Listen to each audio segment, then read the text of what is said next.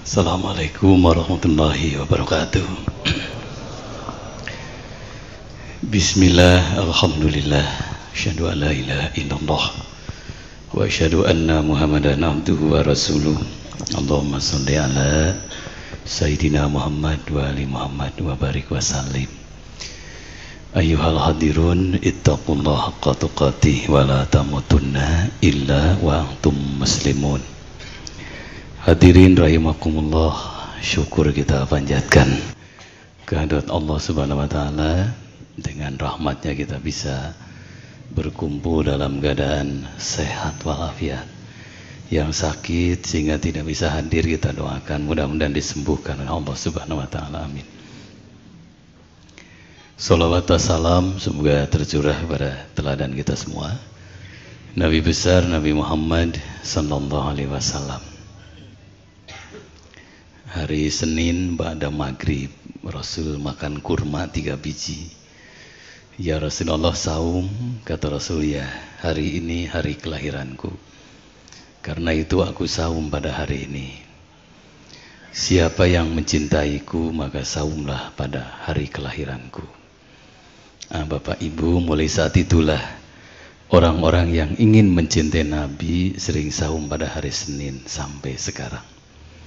Khusus Syafi'iyah, pengikut Imam Syafi'i, siapapun yang kita cintai boleh saum pada hari kelahirannya.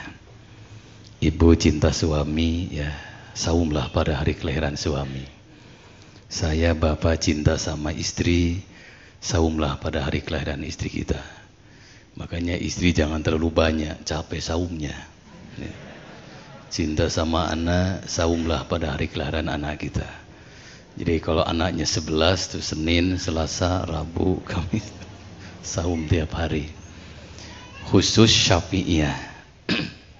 Biasanya di Jawa Barat khususnya sering orang tua bilang, kalau ada yang nanya alamat jelaskan dengan jelas, nanya nama jelaskan dengan jelas. Tapi kalau nanya hari kelahiran, jangan diberitahukan, bisa di puasaan. Mungkin itu awalnya itu. Tapi di kalangan Imam Hambali, Maliki, Hanafi termasuk dilarang saum pada hari kelahiran. Tapi seluruh mazhab sepakat bahwa saum hari Senin itu bagian dari kecintaan kita kepada Nabi besar Muhammad SAW. Saya bapak hadirin tidak sanggup saum pada hari Senin, tapi ingin mencintai Nabi. Man ahabba syai'a bahwa asirullah. Siapa yang mencintai sesuatu harus siap jadi tawanannya. Yang namanya cinta biasanya jadi tawanan kita itu. Kemana saja ikut dan mengikuti yang dicintainya. Jangan sama Nabi, jangan sama istri, jangan sama suami. Saya ketemu orang sangat cinta sama kambingnya. Kemana saja pergi, sebelum pergi dia wasiat, nitip kambing. Bangun tidur, lihat kambing. Hari Jumat, kambing dimandiin. Dia sendiri belum mandi. Kemana saja terbayang kambing yang disayanginya. Kadang-kadang pas bercermin, wajahnya juga kayak kambing. Itulah gambaran cinta. Jadi yang kedua, kalau kita ingin mencintai Nabi tapi tidak sanggup saum pada hari Senin, perbanyak membaca sholawat. Kalau kita teliti hadirin, sholawat itu istimewa dalam Al-Quran itu. Allah menyuruh saum, Allah tidak saum. Allah menyuruh sholat, Allah tidak sholat. Tapi khusus sholawat, Allah memberikan contoh. Innallaha wa malaikatahu yusholluna ala nabi. Sesungguhnya Allah dan malaikat baca sholawat kepada Nabi. Ada hadis Muslim, takhallaku bi akhlaqillah. Berakhlaklah kalian seperti akhlak Allah. Jadi kalau Allah bersolawat, kita pun dianjurkan bersolawat. Yang kedua, solawat itu termasuk mendoakan Rasul dan keluarganya. Minimal sallallahu ala Muhammad atau Allahumma salli ala Muhammad wa ali Muhammad. Semoga keselamatan untuk Nabi Muhammad dan keluarganya. Semakin sering kita bersolawat, semakin banyak mendoakan Rasul dan keluarganya. Siapa keluarga Rasul itu? Dalam hadis Ibnu Abbas, Alu Muhammad kullu taqiyin. Keluarga Nabi Muhammad itu adalah setiap orang yang bertakwa. Jadi siapapun yang bertakwa, warnanya apa, kulitnya, orang mana, bangsa apa, yang penting takwa, dia adalah keluarga Rasulullah SAW. Jadi makin sering saya, Bapak hadirin, sering bersolawat, secara tidak langsung saat itu kita telah mendoakan dari dan untuk keluarga Nabi, orang-orang bertakwa.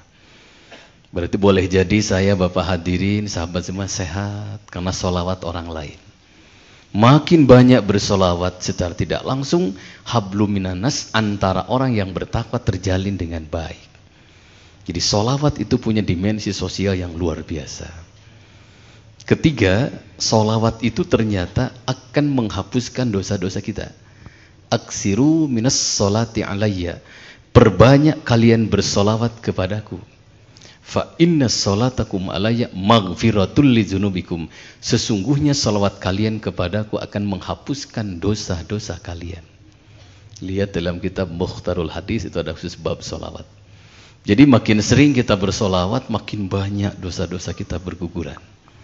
Sedangkan yang namanya dosa itu kan mayah jubuka ani rizki, sesuatu yang menghalangi rizki. Dosa adalah mayah jubuka anis sakinah, sesuatu yang menghalangi ketenangan batin. Dosa adalah mayah jubuka anillah, sesuatu yang menghalangi Allah. Makin sering dia berbuat dosa, makin banyak penghalang rizki, penghalang ketenangan batin, penghalang kepada Allah. Dengan bersalawat, dosa-dosa kita berguguran. Makanya jangan larang orang yang bersalawat itu, karena dia mungkin sedang menghapuskan dosa-dosanya dengan salawat itu. Yang berikutnya, solawat juga bisa jadi saksi Nabi kepada kita.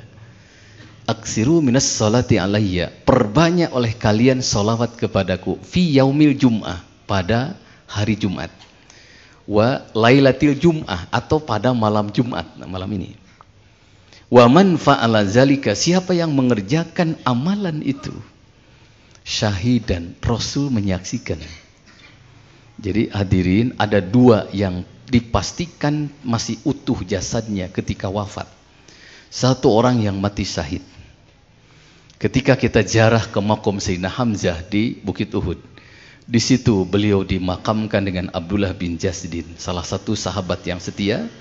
Itu mati syahid ketika beliau dibunuh oleh Wahsy, yang dikasih upah oleh Hindun, yang dibelah dadanya, hatinya diambil terus dimakan kan.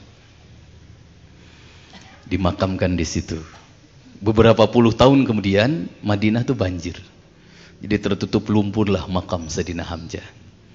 Kaum muslimin di Madinah menggali lumpur itu, kedalaman 5 meter, kecangkul kaki Sayyidina Hamzah dan keluarlah darah segar. Wala taqulu liman yuqtalu fi sabilillahi amwat bal ahya walakin la tash'urun.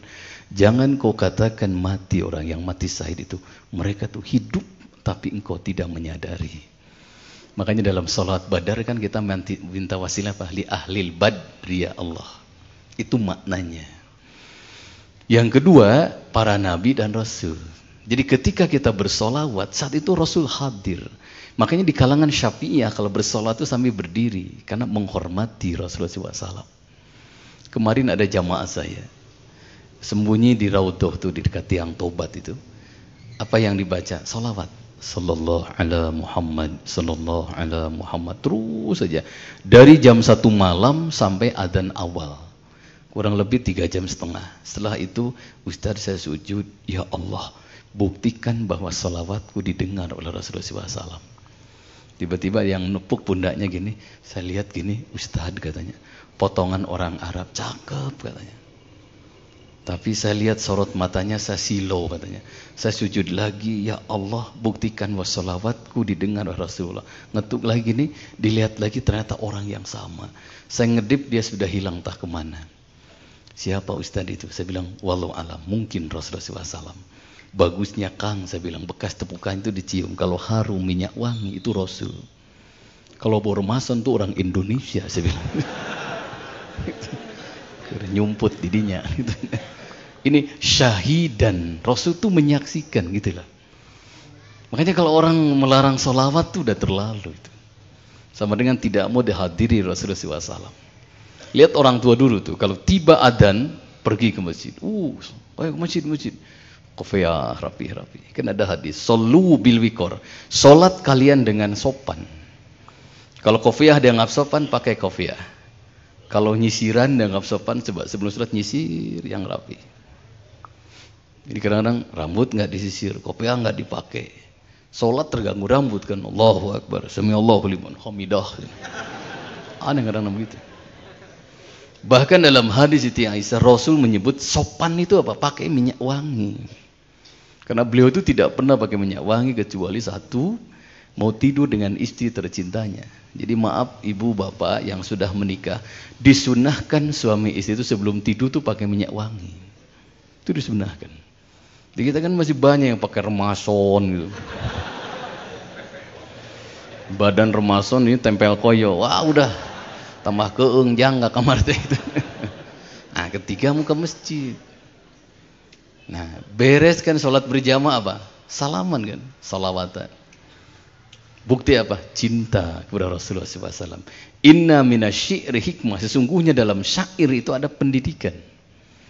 Ketika Rasul datang kemudian dijemput dengan syair-syair salawat itu. Dan Rasul tidak marah. Sekarang kita bersyukur banyak orang-orang yang subhanallah. Kelebihan syairnya luar biasa dengan salawatnya itu. Ada salawat yang saya senang sekali itu dengar salawat ya.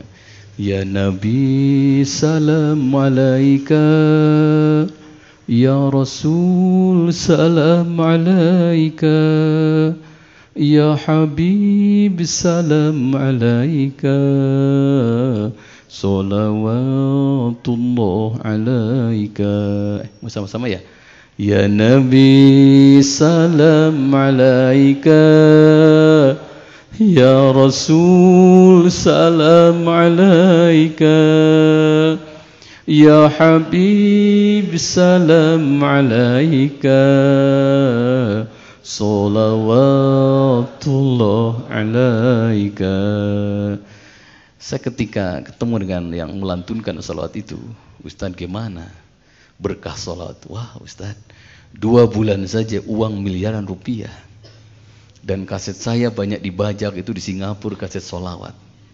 Di Australia juga kaset solawat saya banyak dibajak. Yang membajaknya pun kaya, karena yang dibajak kaset solawat itu. Jadi teman-teman semuanya, syahidan menyaksikan Rasul itu. Wa syafi'an, dan memberikan syafaat. Jadi solawat yang menghiasi lidah kita jadi penyebab Rasul solawat kepada kita, memberikan syafaat. Apa itu syafaat? Syafaat itu menggenapkan. Syafaat artinya menyempurnakan. Syafaat artinya melengkapi yang kurang. Umpama sholat duhur, khusyuk 2 rakaat. Ketiga, keempat, hujan besar. Kan hujan sekarang tuh kayak balas dendam gitu loh. Udah angin segala macam, udah kita ingat cucian segala macam, udah. Kesimpulan kita, duhur kita 3, 4 tuh ndak khusyuk. Tapi begitu dibuka catatan amal Mukhtar Khalid, khusyuk duhurnya. Ya Allah, waktu itu bertepatan dengan hujan besar. 3, 4 rakaatku terakhir itu ndak khusyuk. Malaikat jawab, memang sholatmu tidak khusyuk, tapi engkau sering bersolawat, akhirnya disempurnakan, dilengkapi dengan solawat. Itu syafi'an maknanya.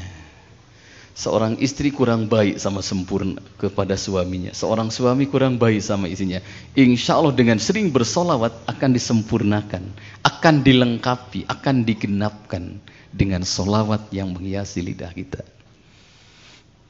Berikutnya, man shalla alayya na'iyan kufiya amru dunyahu wa akhirati. Siapa yang bersolawat kepadaku di mana saja berada, dicukupkan dunia dan akhiratnya.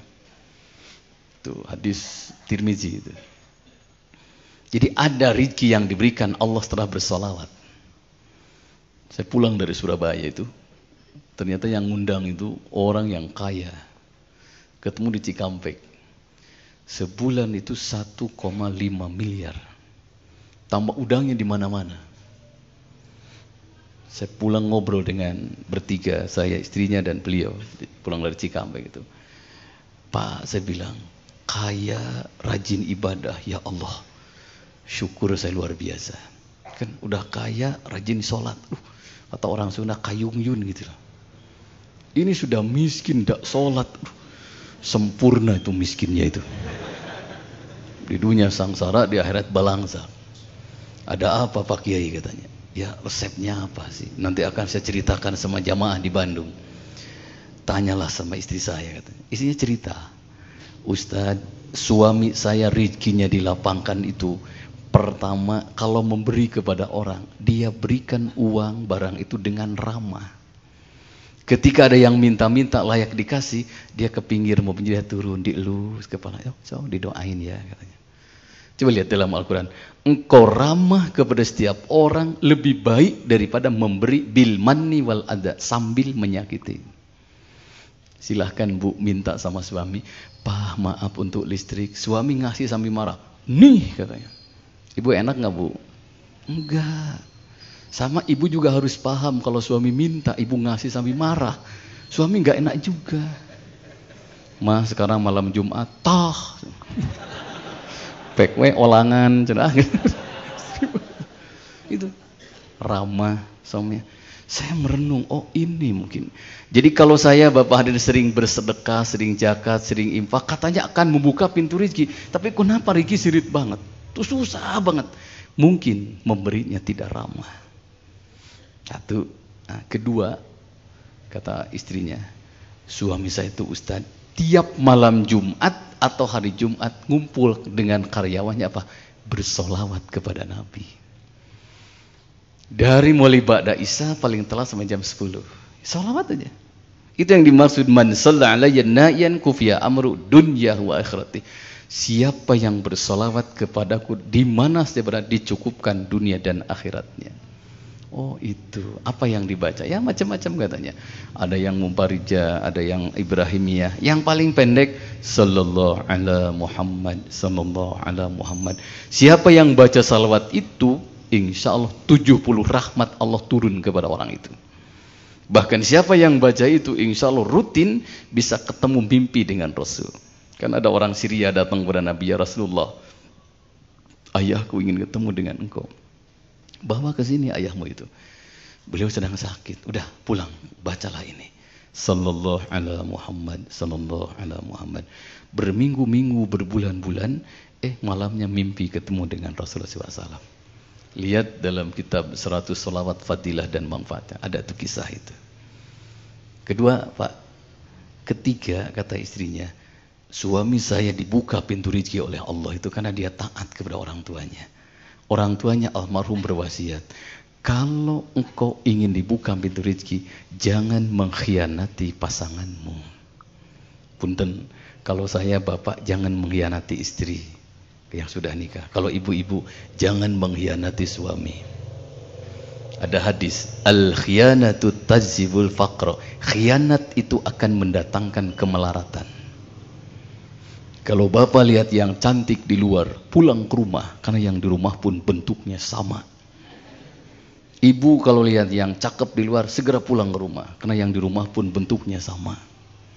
Hanya casingnya aja lah sedikit mungkin ya. Hati-hati itu. Wanita penggoda laki-laki itu depannya iblis, belakangnya setan itu. Coba lihat tuh, ada hadisnya itu. An-nisa hibalatus syaitan. Wanita itu ranjau-ranjau setan. Warijalu syu'batu minal junun, dan betapa banyak laki-laki yang korban oleh ranjau itu.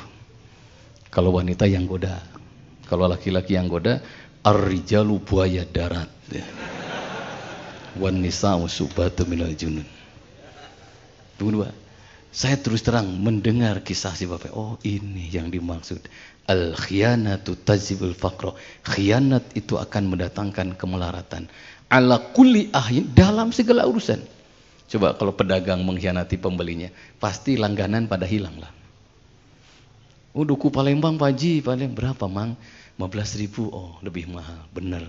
Datang ke rumah kata istri, wah ini duku Kadipaten Pak. Udah saya nggak kesana lagi. Khianat kepada pembeli. Nah ini bagus nih, bagus. Beras Cianjur, di atas beras Cianjur, di bawah beras Raskin. Orang nggak beli lagi ujungnya. Nah, ibu bapak yang dimuliakan Allah, nah itu 3. Saya lupa yang sisanya, 11 itu semuanya. Jadi kalau kita sering bersolawat, pintu rezeki dibuka oleh Allah. Berikutnya, kata Nabi, malam yusolli alayya fala dinalahu. Siapa yang tidak solawat kepadaku, tidak ada agama baginya. Jadi solawat itu ciri identitas agama seseorang. Makanya kalau kita teliti, orang-orang yang sering bersolawat itu ada Islam di sini. Solat aja itu solawat. Talbiyah ketika haji ada solawatnya. Bahkan mendoakan orang kalau tidak hafal doa khusus solawat. Umpamanya Allahumma sholli ala Fuad, itu solawat. Wa ala ali Fuad, boleh begitu. Nah, yang jadi masalah sekarang solawat mana yang harus kita baca? Ada beberapa kitab literatur masa lalu itu luar biasa solawat itu. Yang populer di kita solawat Ibrahimiyah. Ada ternyata kalau kita lihat 70 solawat fadilah dan manfaatnya. Saya temukan kitab itu di Jericho, Palestina. Ternyata kalau lihat kitab itu, solawat itu harus dibaca sesuai dengan kebutuhan yang kita hadapi. Ketika kita ada masalah di rumah tangga, bacalah sholatus sa'adah, solawat kebahagiaan. Bila kita rutin membaca salawat kebahagiaan, insya Allah yang masih sendiri jodohnya digampangkan. Saya sudah buka biro jodoh ini sudah 8.000 anggotanya. Yang siap nikah 2.700-an tahun ini. Gadis paling muda 19 tahun, paling tua 63 tahun. Sudah 415-an pasang yang nikah. Ada di antaranya yang dapat jodoh itu memang luar biasa. At-turuku ila zauj ada di anfasil khalqi. Jalan menuju jodoh sangat banyak, sebanyak napas makhluknya. Ada yang dapat jodoh gara-gara kios. Bibinya pergi haji, "Neng, tolong jaga kios bibi selama haji." "Mangga, Bi." Jaga kios itu. Ada yang beli rokok, sekaligus minjem korek apinya. Yang beli rokok jadi suaminya sampai sekarang. Jadi teh penting tuh jaga kios itu. Siapa tahu ada yang beli rokok. Di Pati Ukur itu kejadian, anaknya bawa motor keliling itu jalan jalan Sumur Bandung, terus kesenggol mobil, marah-marah. Ternyata yang nyenggol tuh jadi suaminya sampai sekarang. Nah, ada juga yang dapat jodoh itu setelah banyak baca sholawat. Allahumma sholli ala sayyidina Muhammad wa ali Muhammad adada ma fi ilmillah sholatan daimatan bidawami mulkillah. Itu sholawat kebahagiaan itu. Nah, kalau sudah rumah tangga sering membaca sholawat kebahagiaan, saya bapak yang sudah nikah sering baca sholawat itu, insya Allah istrinya akan membahagiakan. Apapun yang dilakukan membahagiakan suaminya.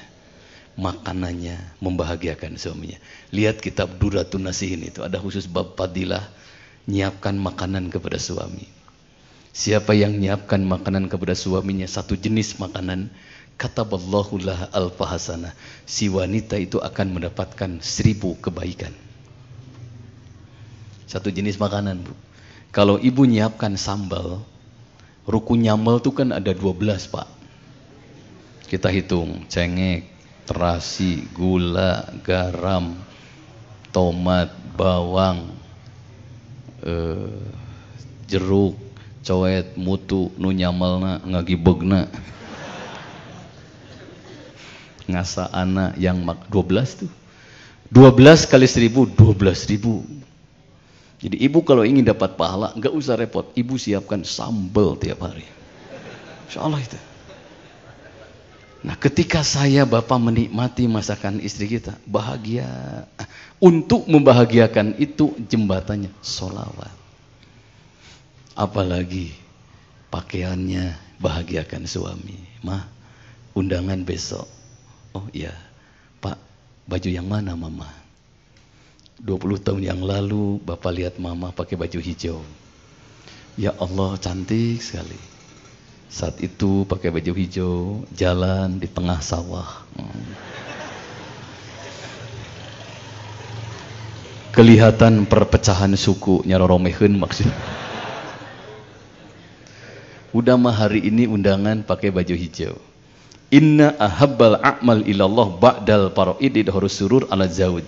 Amal terbaik yang dicintai Allah setelah yang wajib idhurus surur ala zawj, menggembirakan suami untuk ibu-ibu, menggembirakan istri untuk saya dan bapak-bapak. Itu amal terbaik setelah yang wajib. Dangdan. Seperti saya sampaikan, setelah dangdan tidak langsung pergi, tanya lagi, Pak, gini nggak, bagus nggak baju mama?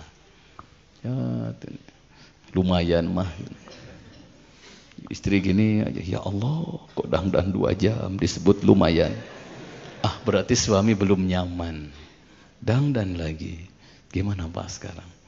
Alhamdulillah, bagus mah. Meluncurlah kata alhamdulillah. Afdulu doa hamdalah. Sebaik-baik doa itu hamdalah. Berarti ya Allah, alhamdulillah suamiku baca hamdalah. Berarti dangdananku bagus. Hindari ibu dangdan malah suami baca istighfar. Lihat ke atas astagfirullahaladzim. Lihat ke bawah innalillahi. Supaya istri membahagiakan, ada sholawat sama. Kalau ibu sering baca sholawat, suami akan membahagiakan ibu. Subhanallah, istri tenang kalau suami membahagiakan itu. Bahasanya membahagiakan istrinya, tingkahnya membahagiakan istrinya, lidahnya membahagiakan istrinya. Rasul pernah pulang luar kota, tuk 3 kali salam, 3 kali ngetuk pintu nggak dibuka. Rasul tidur depan pintu. Makanya kan depan rumah kita ada kursi Pak, tapi kursi sare sebenarnya mah. Selesai sholat subuh, ya Rasulullah kenapa tidak membangunkanku? Saya khawatir nyenyak tidurmu terganggu dengan kedatanganku.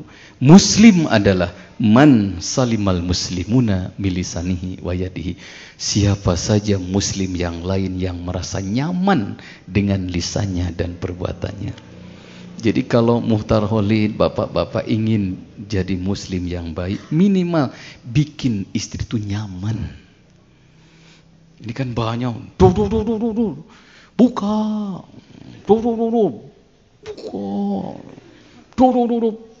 Can.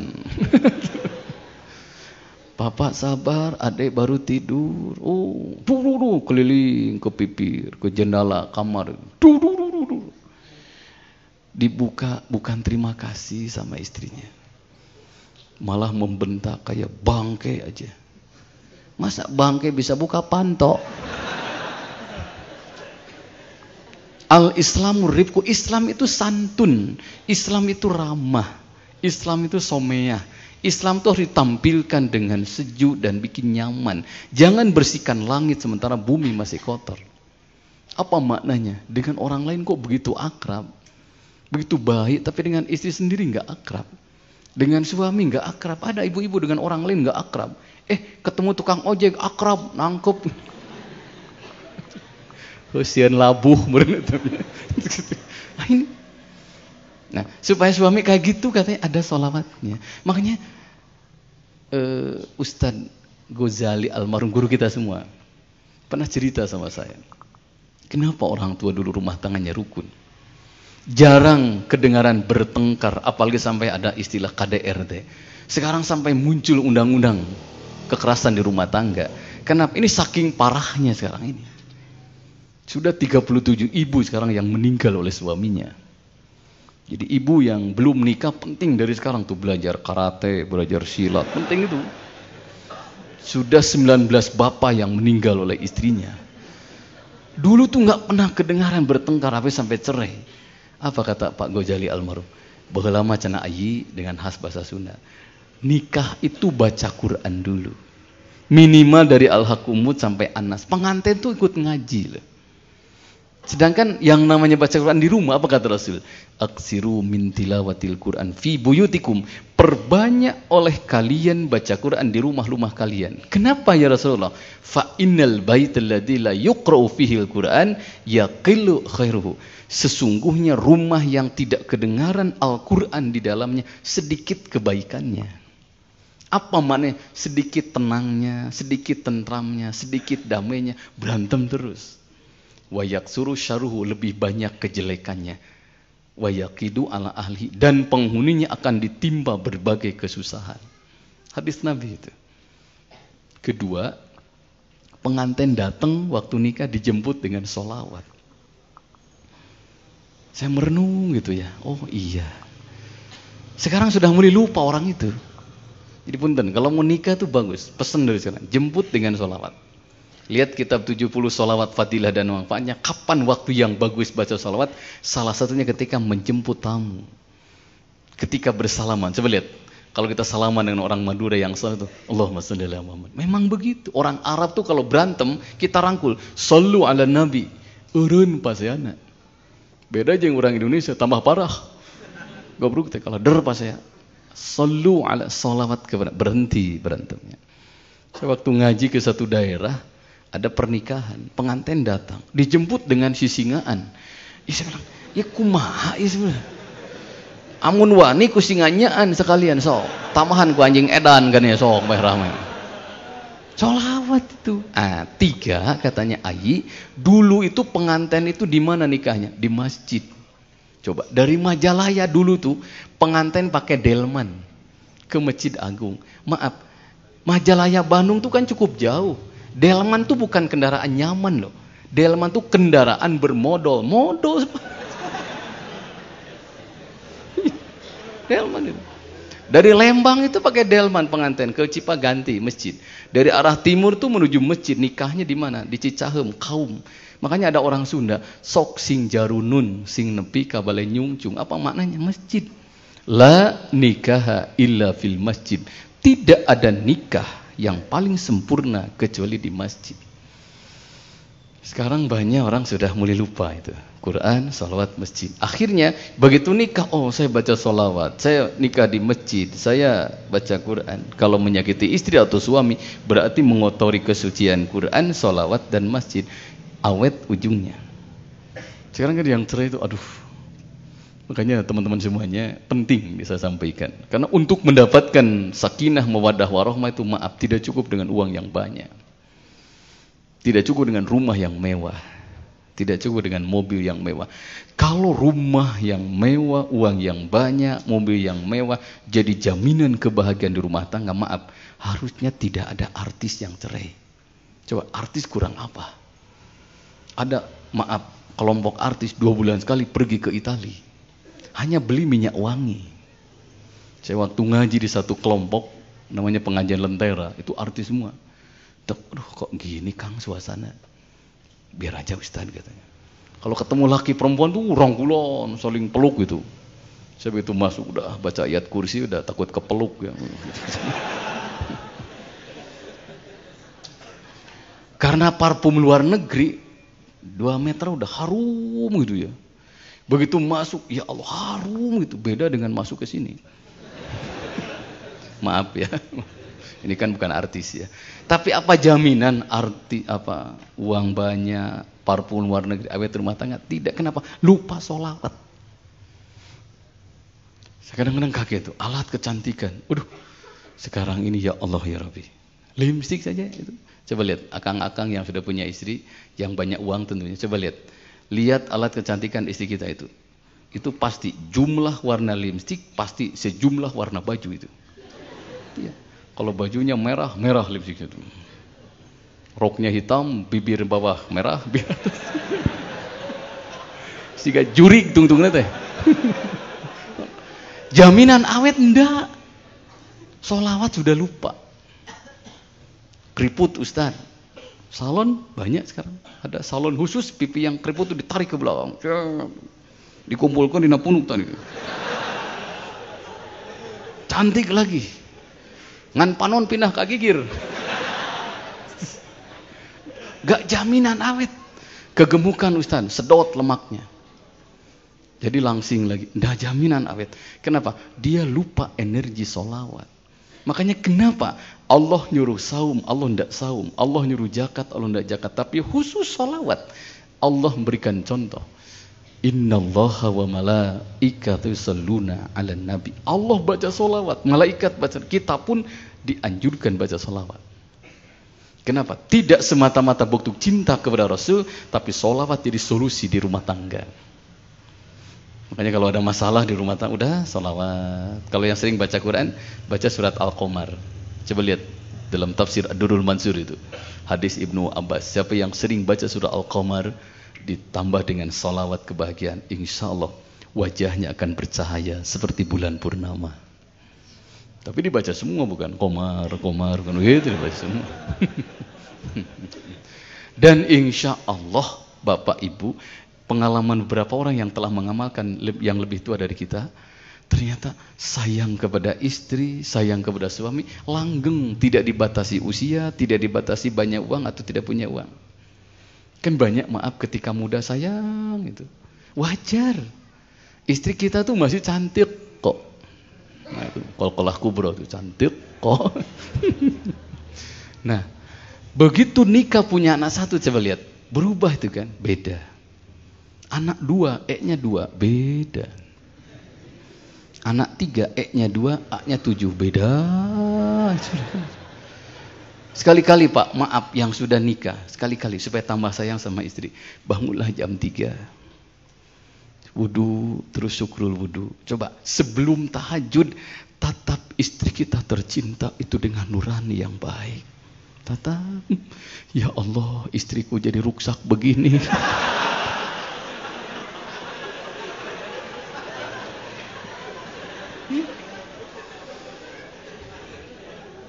Langsung kembalikan, ini gara-gara aku. Sudah rusak begitu disakiti, coba. Siapa yang tega? Hanya yang tidak punya nurani yang sudah rusak begitu disakiti. Saya waktu ngaji di satu tempat, saya mendengar seorang berdoa. Saya terus terang, mulai saat itu saya sering selipkan doa itu. Ya Allah, jika aku masuk surga, izinkan istriku terlebih dahulu masuk surga. Karena dia telah melahirkan anak-anakku dari rahimnya yang suci. Dia sabar menghadapi kenakalan anak-anakku. Dia sabar menerima keluarga besarku. Dia sabar menerima kekuranganku. Kalau itu sering Bapak sampaikan, insya Allah tambah sayang sama istri. Dan supaya ada jiwa itu, jembatannya sholawat. Orang yang sering sholawat itu apa? Urat nadi marahnya itu dicabut. Karena itu apa? Kelembutan. Kalau dia terima kasih, benar-benar syukurnya itu. Kalau dia berbuat amal soleh, begitu tulus, begitu ikhlas. Kenapa? Berkah sholawat. Tahun 2007, saya ketemu dengan orang depan Masjidil Haram. Nangis, saya lihat itu. Dalam hati kok, casingnya seperti orang Sunda gitu loh. Pasti namanya Tatang, Asep, Ujang gitu.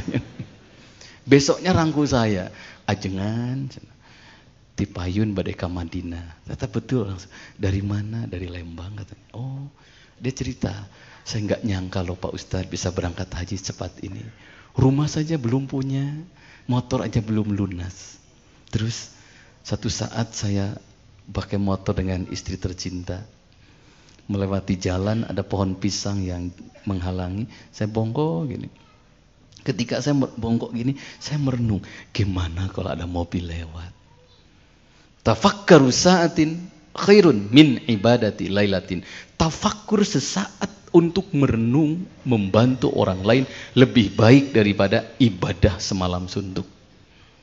Merenung sejenak untuk memikirkan, maaf Ciwidey, maaf yang kena bencana Pangalengan, itu lebih baik daripada ibadah semalam suntuk. Balik lagi, Abi mau kemana dulu? Kita betulkan pohon pisang. Ternyata ada mobil yang nyorot itu. Rupanya terhalang oleh pohon pisang itu. Di pahanya ibu tercintanya sedang tidur, baru dijemput dari rumah sakit. Kalau saya bangunkan, lukanya tambah parah. Begitu saya kepinggirkan pohon pisang itu Pak Ustadz, dia buka jendela mobilnya. Dia terima kasih sampai ngangguk kepalanya. Terima kasih, terima kasih. Itu namanya taukid Bapak Ibu. Kalau ibu dikasih uang oleh suami, terima kasih 100 Bu nih, tapi terima kasih itu 200 nilainya. Benar itu. Lewat punten 100, parunten itu 200 itu nilainya itu. Dicatatlah nama saya Ustaz. Besoknya dia cari saya. Rupanya keluarga besarnya nazar. Kalau ibunya tidak jadi berobat ke Singapura, ongkos untuk berobat ke Singapura, biaya untuk berobat ke Singapura akan diberikan untuk berangkat haji seseorang. Saya lihat kau begitu tulus memindahkan pohon pisang ini. Tidak ada yang nyuruh, tidak ada yang ngasih upah. Kamu di mana? Saya terus terang sama dia itu. Saya adalah anggota majelis sholawat. Saya lakukan ini karena dorongan energi sholawat sehingga ingin menolong orang lain. Jadi Ustadz, saya berangkat haji karena pohon pisang yang saya pindahkan yang tidak menghalangi jalan orang. Jadi kalau Bapak Ibu ingin pergi haji, pergi ke Jayagiri, cari pohon pisang yang lain. Fi'lul ma'rufi yaqi masari as-su'i. Pekerjaan yang baik akan menghindarkan keburukan dan kejahatan. Itu kepada orang lain coba. Bayangkan kalau kebaikan itu kepada istri dan suami kita. Menyayangi orang lain pahalanya besar. Apalagi menyayangi istri atau suami. Menyakiti orang lain besar dosanya, apalagi menyakiti istri dan suami. Maaf yang ibu-ibu apalagi sudah pada tua, suami sudah tua, ibu jangan bentak-bentak, kasihan. Udah tua, kopiahnya miring gini, jalan kasihan, udah nggak kenceng lagi.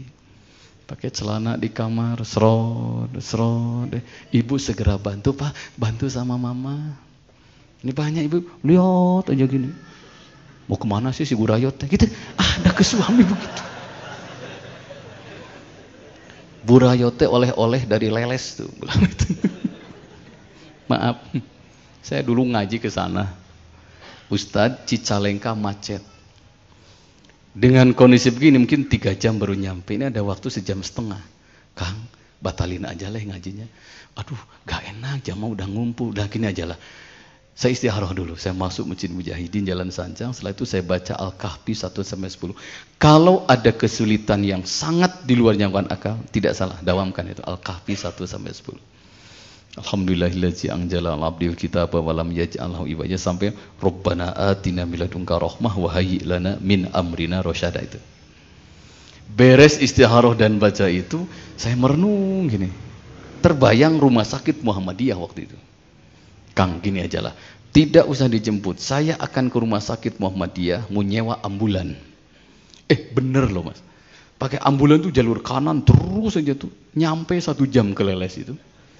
Jadi kalau seserahan pengantenan takut macet, pakai ambulan ngerasa, bener itu, cepet itu. Kalau ingin lebih cepet, nyewa kendaraan yang pemadam kebakaran, lebih cepet tuh, lebih gila lagi tuh. Nah, teman-teman semuanya, kembali ke yang tadi. Jadi, sholawat itu bisa meredam marah, bisa memisah, bisa menyatukan yang berpisah, bisa mendamaikan yang bertengkar.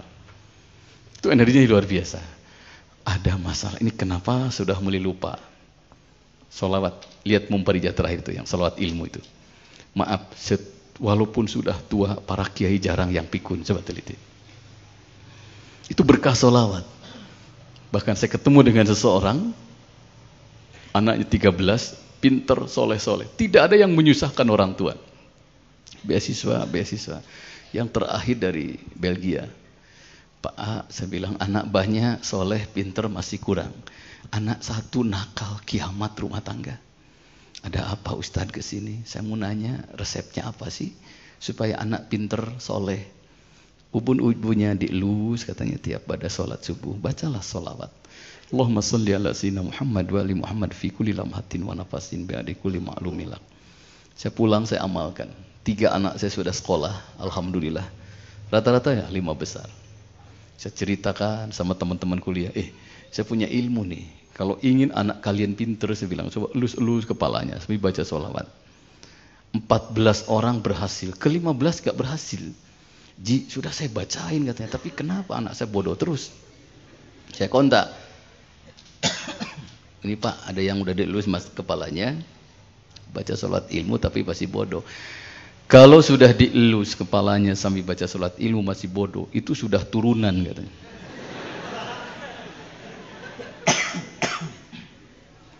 Kalau sudah turunan susah. Kan ada hadis ya, al-waladu sirru abihi wa umihi. Anak itu gambaran kedua orang tuanya. Fisiknya gambaran orang tuanya.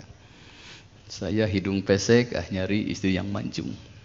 Harapan ya, kalau istri mancung, saya pesek, anak tuh sedang hidungnya itu. anak 4, pesek semua. Jadi hidungnya sama saya, di luar hidung itu sama istri saya. Nah teman-teman semuanya, Kang ya cai punten Kang.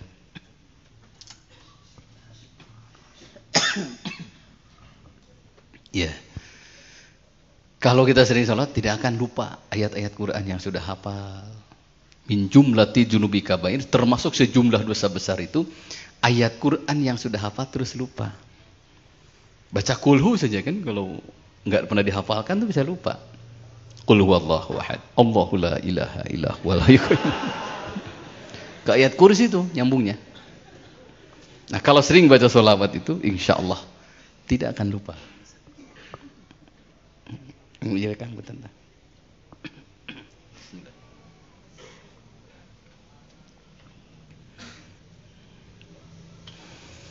Nah, kalau teman-teman semuanya nih yang teman-teman mau ujian, sebelum menghafal coba baca sholawat.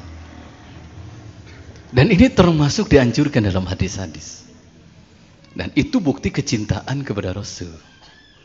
Bahkan kalau lagi musim penyakit tidak salah, bacalah sholawat syifa. Dulu waktu saya di Garut tahun 70 sekian lah, waktu ayah saya masih ada. Saya ikut ngaji. Pak Jengan ada yang sakit, bawa katanya ini beras. Masukkan gelas, diambil 5 biji. Santri itu ternyata saya ingat baca sholawat itu. Sudah Pak, so aja dimasak katanya. Jadi 1 gelas beras tuh sudah dibaca di sholawat, diliwet, terus dimakan oleh yang sakit. Sembuh. Jadi perut penuh, penyakit eueuh, duit beteuh. Ini sholawat ini.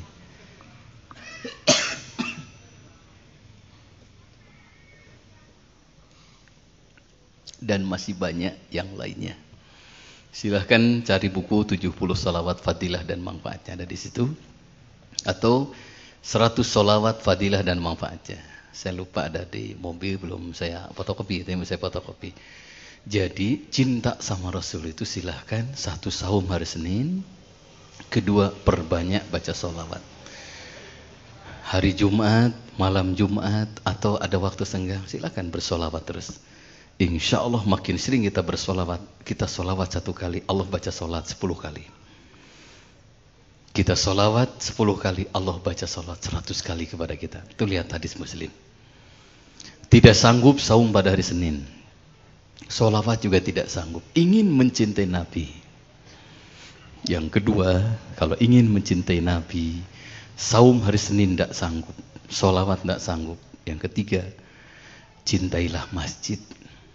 Itu bagian dari kecintaan kepada Rasulullah SAW. Bagaimana cara mencintai masjid? 2. Pertama secara hisiah. Hisiah itu mencintai masjid, penekanannya fisik masjid. Oh kenapa orang tidak ke masjid? Oh mungkin sendalnya sering hilang. Pada KM, ini saya dengan teman-teman udunan, ada uang. Tolong bikin tempat sendal, sehingga orang itu nyaman. Sudah ada tempat sendal, masih hilang juga. Kita kumpulin uang lagi pada KM nih. Saya punya uang dengan teman-teman. Tolong beli gembok, sendal digembok satu-satu. Sudah dikasih gembok, masih hilang pada KM nih. Saya beli kabel, pasang setrum ke tempat. Syarat masjid itu kan amna. Coba lihat. Amna itu nyaman. Wa ij'alnal baita masabata linnas wa amna. Kami telah menjadikan Ka'bah itu tempat berkumpul seluruh manusia, wa amna, dan nyaman. Nah, amna itu nyaman. Orang tuh nyaman kalau sholat. Tuh, airnya kurang, kita inisiatif sendiri. Kita bikin tempat air wudu yang bagus. Itu namanya hissiyah. Percayalah, sebesar sekecil apapun yang diberikan kepada masjid, tidak ada sia-sia di hadapan Allah. Bahkan tidak ada orang yang miskin gara-gara nyumbang masjid. Minimal kalau masjid sudah begini, jangan mengotori masjid. Ada sampah ambil. Sebanyak debu yang dibersihkan, sebanyak itulah dosa-dosanya berguguran. Ada 7 kelompok yang dapat naungan di saat orang lain tidak dapat naungan. Salah satunya adalah yang hatinya ingat ke masjid. Dia cat rumahnya, ingat apa masjid sudah ada yang ngecat atau belum. Dia betulkan genteng rumahnya, dia ingat apa genteng masjid itu sudah ada yang betulkan atau belum. Ketika airnya macet di rumahnya, ingat apa air masjid sudah yang betulkan atau belum. Orang yang seperti ini, dia mencintai Rasulnya. Nah ini satu. Saya kira masjid ini udah nyaman. Tiangnya juga banyak. Jadi kalau Jumat enak bersandar gitu ya. Pakai AC lagi. Kalau Jumat tuh enak, tuh tambah tibra itu ngantuk itu bener itu ya. Nah, kalau sudah fisik masjid bagus, nah berikutnya cintai masjid secara maknawiyah. Maknawiyah itu mencintai masjid dengan menjadikan masjid sebagai satu tempat sholat berjamaah. Kalau sudah fisiknya udah bagus, sudah bersih, tidak ada alasan orang tidak ke masjid. Sekarang kan masih banyak yang mencintai Nabi, rumahnya dekat masjid, tapi nggak tergoda dengan adzan. Bihasbil mu'min minasyaqai wal khaybah. Ciri mundurnya iman di satu komplek, wal khaybah, dan akan mengalami sial. Maaf, sekarang ini sial tuh banyak sekali. Kata petani, kalau bibitnya bagus Ustaz, harganya insya Allah. Bibit bagus, harga bagus, hama datang, sial lagi. Kata yang belum nikah, enak kalau sudah nikah. Begitu nikah, keindahan di rumah tangga hanya mimpi, sial lagi. Ini kenapa? Ayyasma'al mu'azin yusawibu bis shalah pala yujibu. Kedengaran suara adzan tapi tidak tertarik untuk berjamaah sholat. Makanya zaman Sayyidina Utsman adzan tuh katanya 2 kali. Awalnya apa? Adzan sekali belum juga datang. Mungkin di kita itu adzan harus 7 kali. Tiap imah di adanan guru nama. Hare-hare kan banyak orang itu. Kalau ada masalah dengan imam bicara yang baik. Pak, maaf. Saya nggak biasa bacaannya panjang-panjang. Kayak tadi lah Pak Ustadz, pendek-pendek. Kalau kita sering sholat berjamaah, insya Allah itu ada kebahagiaan batin tersendiri. Saya ketemu seorang ibu, Ustadz, ibu saya sakit, terus sakit, tengok boleh, saya datang. Ibu ada yang menyakiti, ya. Tetangga bukan, anak bukan, suami, ya. Kenapa suami ibu? Ustadz, dia itu baik, ngasih rumah, ngasih mobil. Saya sakit berobatnya pun ke luar negeri. Tapi apa yang diberikan suami saya belum bahagia. Kenapa? Suami saya sudah 65 tahun, tapi sampai saat ini belum sholat. Saya merenung gitu. Jadi gimana Bu? Tolong ingatkan Pak Ustadz suami saya. Kalau sama saya suka marah. Saya datang, Pak maaf. Ingin gak istri Bapak sembuh? Ingin Pak Ustadz. Maaf kalau Bapak sholat, insya Allah sembuh. Diem aja. Kan orang yang nggak pernah sholat tuh sengah kalau orang Sunda, berat gitu ya. Ka'annama yas'adu fisama, seperti diajak mendaki ke langit. Susah. Apa yang jadi ganjalan Pak? Belum hafal doanya. Padahal sholat wajib tuh hanya 5 waktu, tidak 50 waktu. Coba kalau jadi 50 waktu, Masya Allah, setengah jam sekali. Badminton setengah set, ngong adan. Futsal setengah jam, ngong adan. Riuh, ibu-ibu bedak sebelah, ngong adan. Riuh itu. Alhamdulillah hanya 5 waktu. Capek 5 waktu? Tidak. Lama? Tidak. Barusan kita sholat isya 10 menit itu. 10 menit itu kalau belum ahli loh. Kalau sudah ahli kan lebih cepet. Gitu. Jadi kalau ibu punya suami sholatnya cepet, biar itu sudah ahli. Bapak hafal, Fatihah hafal. Udah, dari awal sampai akhir Bapak baca Fatihah. La salata liman lam yaqra fiha bi Fatihatil kitab. Tidak ada solat yang dalam solatnya tidak baca surat Fatihah. Dibaca semua Ustaz. Iya dibaca semua, bukan Fatihah. Fatihah bukan begitu saya bilang. Duh Pak Ustaz, saya belum punya seragam. Disangkanya solat harus pakai seragam. Saya bawa ke Jalan Suci, kan itu ada toko peci iming tuh, beli kopiah iming, baju iming, sarung iming ya. Saya iming-iming semuanya itu. Pak, saya bilang besok saya ceramah duha di Pusdai hari Ahad. Bapak hadir. Aduh Pak Ustadz, kendaraan dipakai anak-anak. Ini nih, kebaikan itu banyak godaannya. Setiap nanam jagung, rumput ikut tumbuh. Tapi setiap nanam rumput, jagung nggak pernah tumbuh. Cep melak jagung, jukut ngilu jadi. Tapi setiap melak jukut, jagung teh jadi. Udah gini aja Pak, saya jemput, wah sudah pakai baju kopiah iming. Bilang dulu Pak sama istri, ya, Bapak rek sholat teh ya, make teh. Untung teu make toa. Apa yang terjadi? Istrinya bangun dari tidurnya. Ini yang mama harapkan. Bapak itu baik, bapak itu ngasih rumah, mama sakit sampai berobat ke luar negeri. Tapi apa yang bapak berikan mama belum bahagia karena bapak belum sholat. Hari ini mama bahagia, sembuh saat itu juga. Itu yang dimaksud inna fis sholati syifaun. Sesungguhnya dalam sholat itu ada penyembuhan. Jadi Pak, istri yang soleha itu dia akan nangis batinnya bila suami tercintanya belum sholat. Itu ciri-ciri kenabian katanya. Sama, satu saat ibu harus tahu suami ibu ingin sekali-kali ibu bangun sholat malam. Itu bahagia di situ. Batin tuh bahagia. Saya ketemu seorang bapak sudah 20 tahun sekarang jadi duda.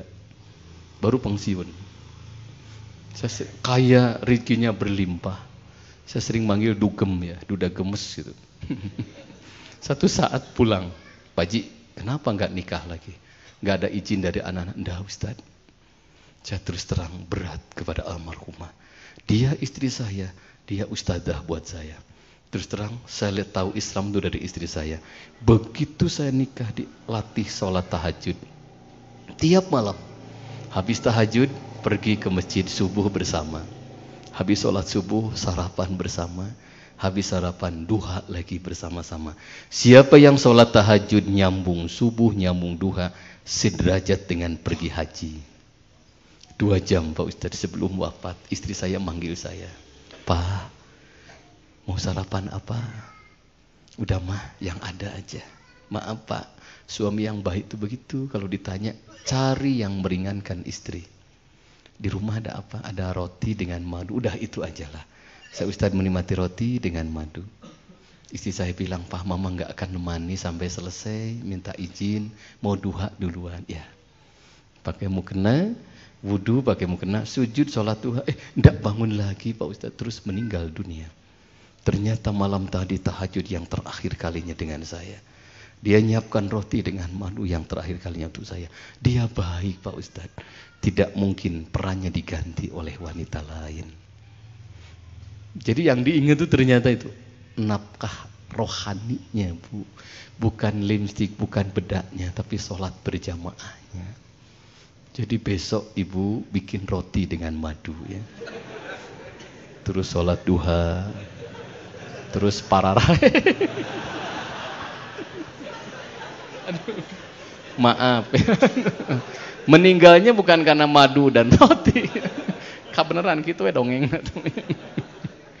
Ibu bapak yang dimuliakan Allah, 3 saja. 1, mari kita saum pada hari Senin. Yang kedua, perbanyak baca sholawat. Yang ketiga, mari kita cintai masjid. Terakhir, Nabi SAW pernah mengatakan, ada kelompok orang yang aku cintai. Seperti aku cinta sama keluargaku dan sahabatku. Siapa ya Rasulullah? Yu'minu bi walam yaruni. Mereka mencintaiku tapi mereka tidak pernah berjumpa dengan aku. Kita kan nggak pernah berjumpa dengan Rasulullah SAW. Dan tidak ada satu hadis pun Nabi Muhammad pernah ke Indonesia mampir ke Geger Kalong. Tidak ada. Ya Alhamdulillah saya Pak Ustadz Fuad, Bapak Ibu pernah ziarah ke makomnya. Kita melewati makom Rasul dengan ucapan salam kepada beliau. Assalamualaikum ya Rasulullah. Assalamualaikum ayuhan Nabi wa rahmatullahi wabarakatuh. Kalau kita lihat lubang jeriji besi yang menghalangi makam Rasul cukup sederhana. Tidak sesuai dengan keagungan namanya. Karena kemuliaan seseorang tidak dilihat dari mewahnya makam. Tapi sejauh mana orang itu bermanfaat hidupnya ketika masih hidup. Walaupun kita tidak pernah berjumpa dengan Rasul, kita mencintainya. Insya Allah orang ini, kata Nabi, akan aku cari diberi syafaat oleh Nabi besar Muhammad Sallallahu Alaihi Wasallam. Kata yang hadir, apa ciri mereka itu ya Rasulullah? Mereka sering saum pada hari kelahiranku. Mereka sering bersolawat kepadaku. Dan dia jadikan masjid sebagai rumahnya. Dia hidupkan berjamaah sholat. Dia tadarus Al-Quran. Dia damaikan orang yang bertengkar. Dia kibarkan silaturahmi dengan siapapun. Malam ini ngaji kita, mari kita niatkan mencintai Nabi dengan saum pada hari kelahirannya. Banyak baca sholawat dan mencintai masjid yang ada di sekitar kita. Demikian saya diingatkan Pak Ustadz Mulyadi bahwa jam 8.50 akan masuk, udah masuk Kang Pen. Dan sambil nunggu masuk, ini ada sorban amal ya, yang wakaf amal ya, yang akan memberikan rizkinya. Mudah-mudahan malam Jumat ini awal diijabah doa kita, awal kecintaan kita kepada Nabi SAW lebih baik dari sebelumnya. Kita sambil baca salawat, silahkan sambil saya tunggu informasi masuk atau belum. Kita sama-sama. Ya Nabi salam alaika, Ya Rasul salam alaika, Ya Habib salam alaika, salawatullah alaika. Anta syamsun anta badrun, anta nurun fawqa nuri, anta iksir wa ghali, anta misbahus suduri. Ya Nabi salam alaika, Ya Rasul salam alaika, Ya Habib salam alaika, salawatullah alaika. Anta syamsun anta badrun, anta nurun fawqa nuri, anta iksir wa ghali, anta misbahus suduri. Bagaimana Pak Ustadzmu? Sudah masuk? Ya Nabi salam alaika, Ya Rasul salam alaika, Ya Habib salam alaika, salawatullah alaika. Assalamualaikum warahmatullahi wabarakatuh. Alhamdulillahi rabbil alamin, alhamdulillahi rabbil alamin. Allahumma salli ala Sayyidina Muhammad wa ala alihi wa ashabihi ajma'in. Sahabat-sahabatku sekalian, khususnya guru kita Kiai Mukhtar Khalid, hari ini masih di perjalanan antara Madinah ke Mekah untuk melaksanakan ibadah umrah. Satu hal yang sangat penting, risalah yang dibawa Nabi adalah Rasulullah benar-benar memerdekakan manusia dari hidup sibuk ingin dinilai orang. Rasulullah mengajarkan keikhlasan, berarti cukup hanya ingin dinilai oleh Allah. Semakin hidup kita sibuk ingin dinilai orang, sikap, tutur kata, penampilan, ibadah, belajar hanya untuk penilaian orang, maka akan terhijab hati ini. Jauh dari Allah, tidak mengenal Allah walaupun lisannya menyebut Allah. Walaupun sholat sepertinya menghadap Allah, tetapi sebetulnya terhalang hatinya karena kenikmatan dinilai orang, dilihat, diakui, ingin dipuji, dihargai. Nah, mudah-mudahan kita menjadi orang yang menyadari dan merdeka dari keinginan dinilai oleh manusia. Cukuplah dinilai oleh Allah yang maha dekat, yang maha melihat, yang maha tahu isi hati, yang maha menguasai apapun yang kita inginkan, yang menguasai apapun yang kita perlukan. Hasbunallah wa ni'mal wakil, ni'mal maula wa ni'man nasir. Demikianlah saudaraku,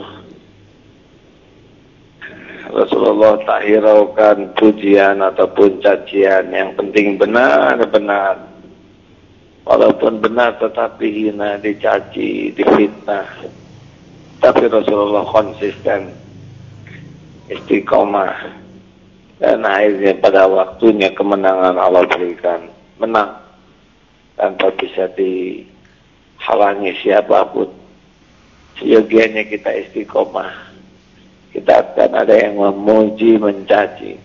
Apalagi kalau kita menegakkan tauhid, sudah dapat dipastikan akan menemukan lawan, akan menemukan perlawanan. Sudah sunatullahnya begitu. Tapi istiqomah, konsisten, insya Allah akan ada saatnya nanti Allah memperlihatkan buah dari ketauhidan. Ya Allah, wahai yang maha menatap, catatkanlah siapapun yang hadir, yang menyimak, menjadi hamba-hamba yang kau bukakan mata hati, bisa melihat aib dan dosa sendiri. Bukakan kepada diri-diri kami kemampuan untuk jujur, ya Allah.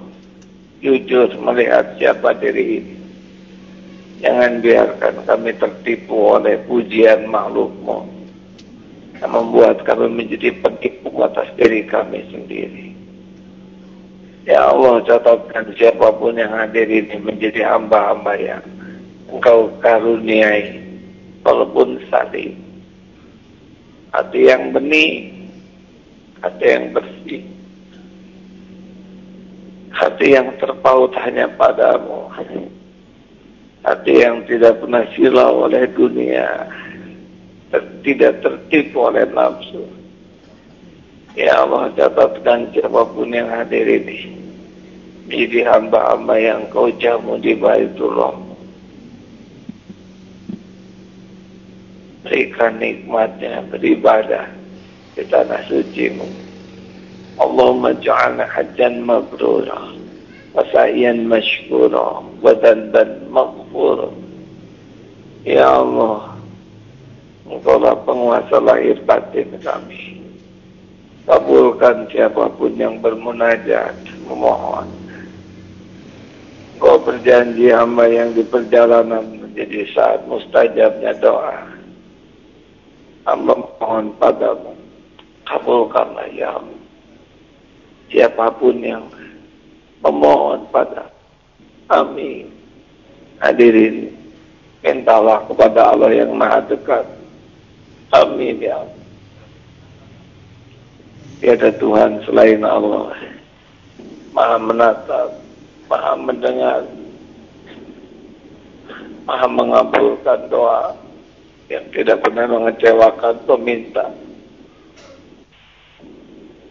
Ya Allah, Rabbana taqabbal minna innaka antas samiul alim wa tub 'alaina innaka antat tawwabur rahim. Ya Hayyu ya Qayyum rahmatika nastaghith. Allahumma ighfir lil mu'minina wal mu'minat wal muslimina wal muslimat al ahya'i minhum wal amwat. Atina fid dunya hasanah wa fil akhirati hasanah wa adzaban. Amin ya rabbal alamin. Terima kasih. Allah maha menatap, maha mendengar. Semakin kita terus membersihkan hati, semakin Allah akan menghujamkan keyakinan kepadanya, dan itulah karunia yang sangat besar. Jauhilah sikap ingin dinilai manusia, cukupkanlah hanya oleh Allah yang maha dekat, yang maha tahu segala isi hati. Sekali lagi atas kehadiran Kiai Muhtar Khalid dan seluruh jamaah sekalian, Assalamualaikum warahmatullahi wabarakatuh.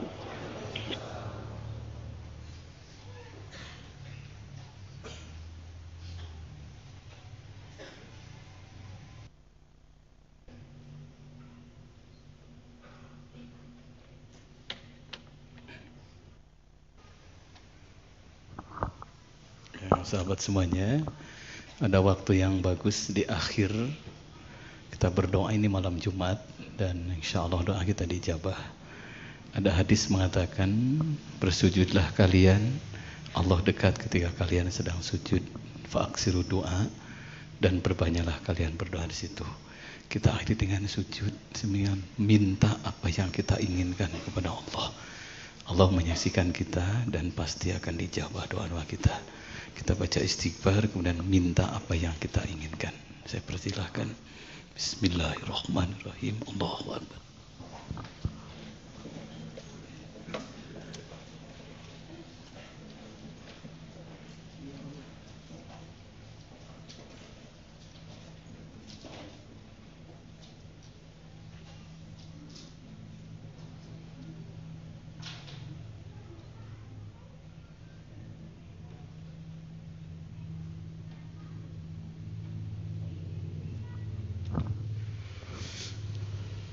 Allahu Akbar. Rabbana taqabbal minna innaka antas samiul alim wa tub alaina innaka antat tawwabur rahim. Hasbunallahu wa ni'mal wakil, ni'mal maula wa ni'man nasir. Subhana rabbika rabbil izzati amma yasifun wa salamun alal mursalin walhamdulillahi rabbil alamin. Nas'alukal ijabah. Al-Fatihah. Alhamdulillah.